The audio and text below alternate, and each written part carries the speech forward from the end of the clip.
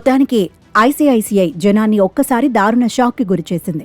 ఆ మాటకొస్తే దాదాపు అన్ని బ్యాంకులు క్రెడిట్ కార్డులను మంజూరు చేస్తున్నాయి. వాటిపై ప్రత్యేక క్యాష్ బ్యాక్, రివార్డ్ పాయింట్లు, డిస్కౌంట్లు తదితర అనేక ఆఫర్లు కూడా ఇస్తున్నాయి. అయితే క్రెడిట్ కార్డుల వినియోగంలో కొన్ని జాగ్రత్తలు తీసుకోవాలి. వీటి ఛార్జీల విషయంలో నిబంధనలు మారుతూ ఉంటాయి. అప్రమత్తంగా లేకపోతే ఆర్థికంగా నష్టపోయే ప్రమాదం ఉంది.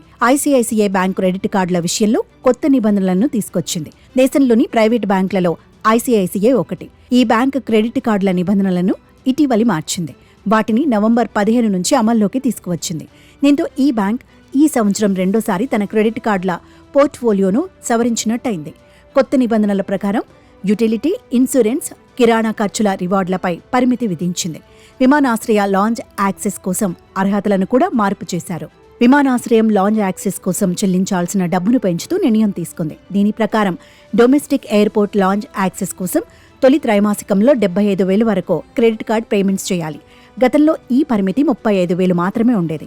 అంతకుముందు కేవలం 5,000 చెల్లిస్తే సరిపోయేది. ఈ మొత్తాన్ని గడిచిన 6 నెలల్లో ఐసీఐసీఐ బ్యాంక్ భారీగా పెంచేసింది.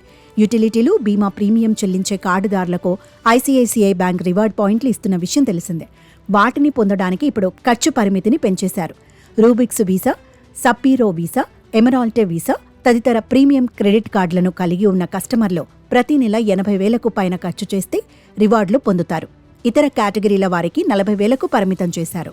డిపార్ట్మెంట్ స్టోర్లు, కిరాణా దుకాణాల్లో చేసిన లావాదేవీలకు సంబంధించి రివార్డ్ పాయింట్లు అందిస్తారు. వీటి ఖర్చు పరిమితిని కూడా ఇప్పుడు మార్పు చేశారు. ICICI bank Rubyx Visa, Sapphiro Visa, Emeralde Visa ఇతర ప్రీమియం క్రెడిట్ కార్డుదారులు ప్రతి నెల 40,000 ఖర్చు చేస్తే రివార్డులు అందుకుంటారు. ఇతర కార్డుదారులు 20,000 ఖర్చు పెడితే సరిపోతుంది. ఇంధన సర్ఛార్జీకి మినహాయింపుల విధానంలో మార్పులు వచ్చాయి.